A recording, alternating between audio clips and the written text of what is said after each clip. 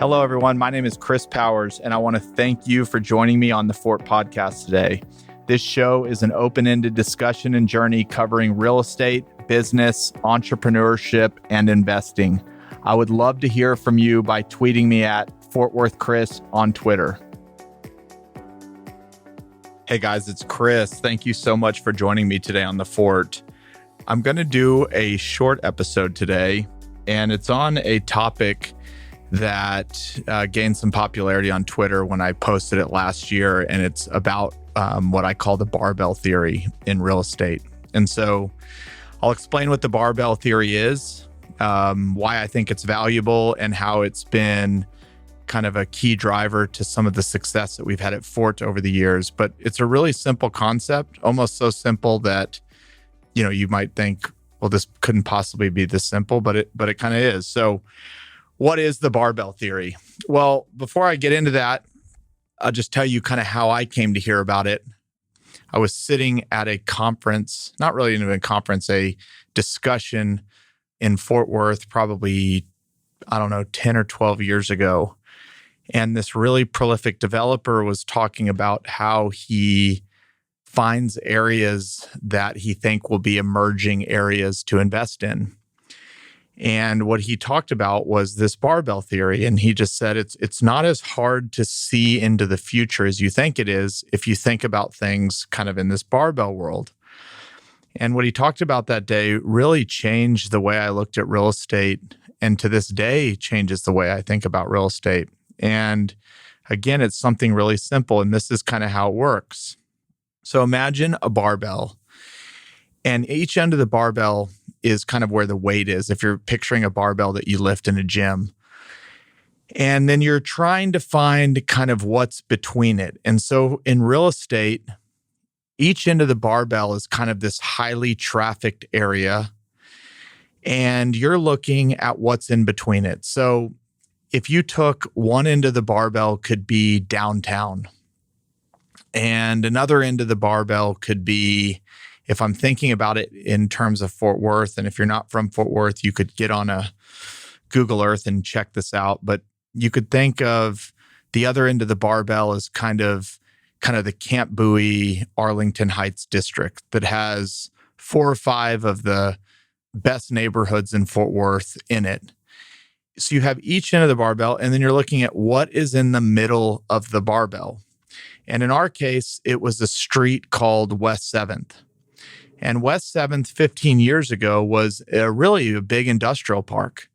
It was home to Acme Brick. It had all these old industrial buildings in it. And you fast forward 15 years later, and there's been over $1 billion of development. It's this high, vibrant, mixed-use community with apartments and hotels and retail and restaurants and office. And you might say, well, why was that area the area? And the barbell theory in its most simple form is what you're looking for are 2 drivers of demand and traffic. And then you're looking at what is in the middle of those 2 drivers. And what you had in Fort Worth was downtown, obviously tons of daytime activity as people go to work, nightlife as people go out to dinner and go to the bars. People live down there. There's entertainment down there. And then the other end of the barbell was this kind of Camp Bowie district, Arlington Heights district, which had all these great neighborhoods. And people in the morning would leave one end of the barbell, AKA these neighborhoods in the Camp Bowie district, Arlington district, and they would go downtown. And they would use West 7th really to get downtown. And so you had these 2 ends of the barbells that were already attracting demand to and from, but in the middle was kind of this really low use area, this industrial park.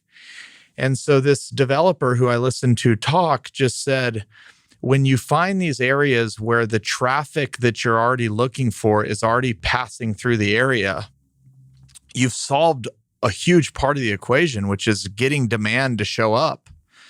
It's really hard to go out to the middle of nowhere and create something and attract a lot of demand. That's why a lot of You see these kind of destination resorts and gated communities. People often say it's the third owner that makes money.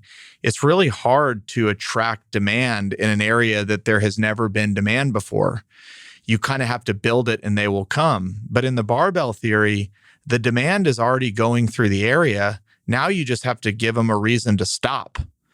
And so the risk is much less.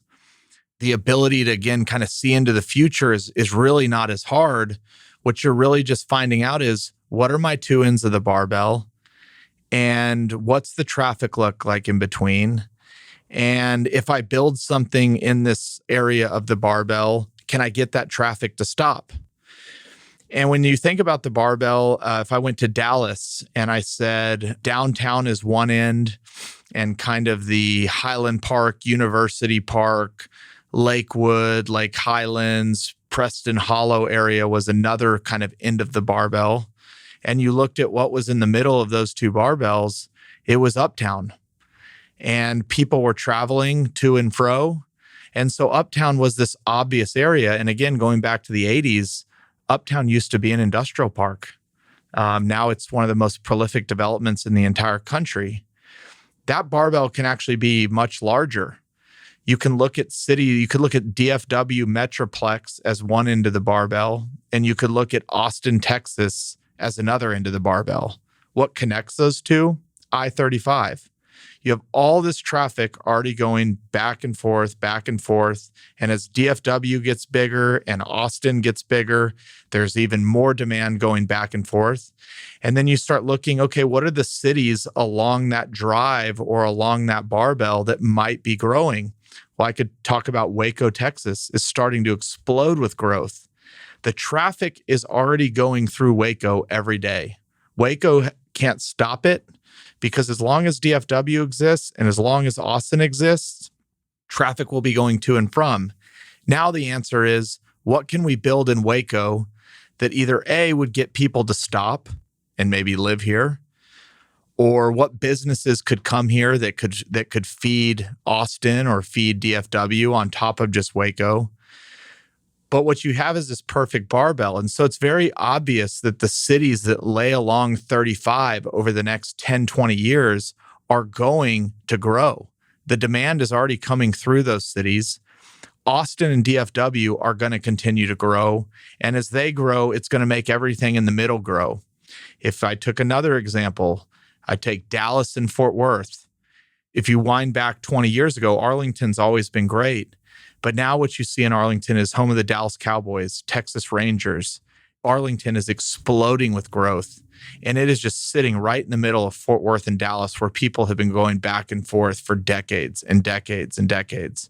That was an obvious reason why we should put DFW Airport where we put it. It's right in the middle of this barbell, Fort Worth on one end, Dallas on the other. That barbell could be as small as a street. It could be as small as one little submarket to the next. It could be one city to the next. It could be one state to the next. It can be very large. And it's this really simple concept. And so then once you understand that concept and you can kind of conceptualize it, then you can start going, okay, where can I invest dollars that have a good chance of what they call buying in front of the growth, to where you could make a reasonable guess that if I invest here, even though the growth hasn't come here today, there's a reasonable expectation that over time, this area will transform, or there will be growth here that we haven't seen before, or, there will be upside. And we're going to talk about buying in front of the growth in a second. But first, let's take a quick break to highlight this episode's sponsor, Juniper Square. If you aren't familiar with Juniper Square, it's an easy-to-use, all-in-one investment management software designed specifically for real estate owners. We have been using it at Fort Capital for several years now, and it has completely revamped the experience we're able to provide our investors through reporting, management, and efficiency. Here's a bit more on how Fort Capital utilizes the platform. Depending on how fast you read, you can look at our deal, approve our deal, sign our deal, and send money for a deal in under 10 minutes, assuming you've already understood what the deal is. Like, the frictional cost of how that all moves through our system now is a matter of minutes, and it does not require any human interaction between that unless the investor wants it. We have investors that are in 15 different deals. They can go into their portal online, go to their profile, and everything they could want, from every document they've signed to every report we've sent to every distribution we've sent, every point of contact with them throughout the life of the investment is documented in one place. You can check out episode 37 to listen to my full conversation with Brandon, or visit cjunipersquare.com for more information. That's SEE junipersquare.com. And now back to the show. Again, what you really find if you go from city to city or district to district or downtown to some certain neighborhood and you start looking in between, what you find is there were two significant demand drivers either end of the barbell in almost all of those situations. A lot of times in cities, you'll find them between, downtown is always like a really kind of prolific end of one barbell. And then you're looking for the other. That could be a university. It could be a district for a certain type of industry. It could be the hospital district. It could just be a really great neighborhood where a lot of the people working downtown are coming from that neighborhood. It could be, some really entertainment attraction that people are always going to and fro. But what you're looking for is, again, where has the demand already been created and where are people traveling in between? And when you find two great ends of a barbell, like in my original example, downtown Fort Worth and this Camp Bowie kind of Arlington Heights district, and then you looked at West 7th where thousands of cars were passing every day and it was just this low-use industrial park, it was very obvious that this could be an awesome area.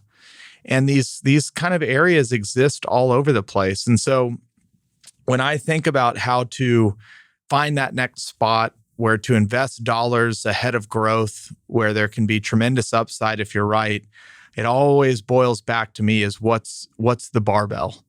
What are either end of the barbell? What's going on in between? And is what's going on between going to get stronger over time or not as strong over time based on either end of the barbell? And if you make the case, again, going back to this Fort Worth example, that even if West 7th hadn't developed when it did, you could make the argument downtown will continue to add jobs and get stronger. These neighborhoods are going to continue to grow and attract more people. The odds of what was in between West 7th eventually redeveloping and turning over kept getting greater and greater. All it needed was capital and attention to kind of transform it. And capital will go to places where demand already is, especially when they're getting in early where demand exists. The product just hasn't been built yet for people to stop and enjoy what's going on in that drive.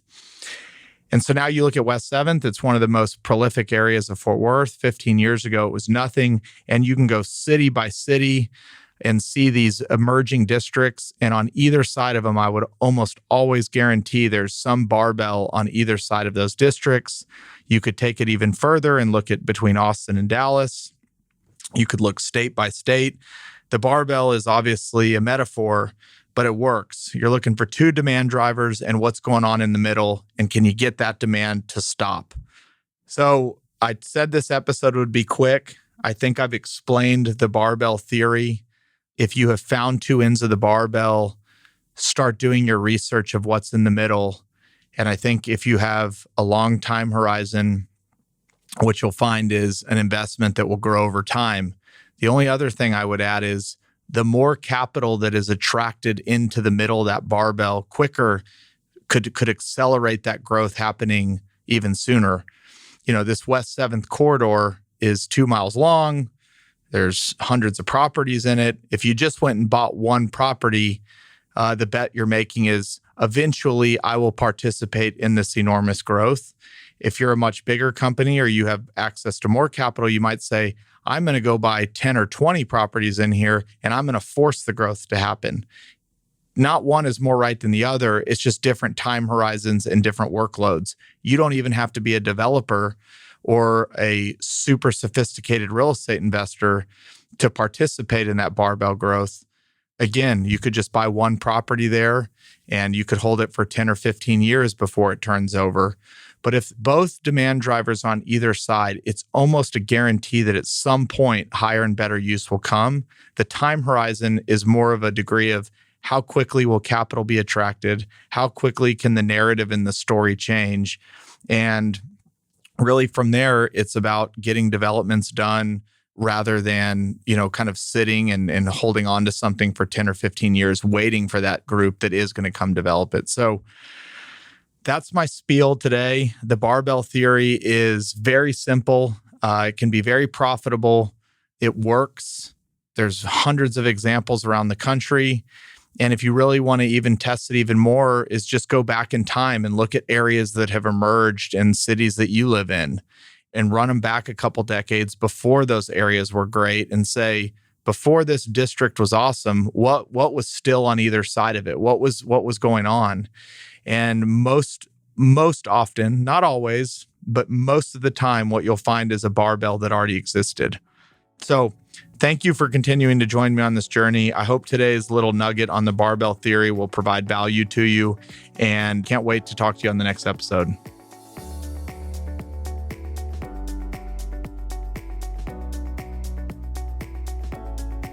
Hey everyone, it's Chris here again. Thank you so much for joining me on this journey. If you enjoyed the show, please subscribe to us on Apple Podcasts, leave a 5-star rating, or write a quick review.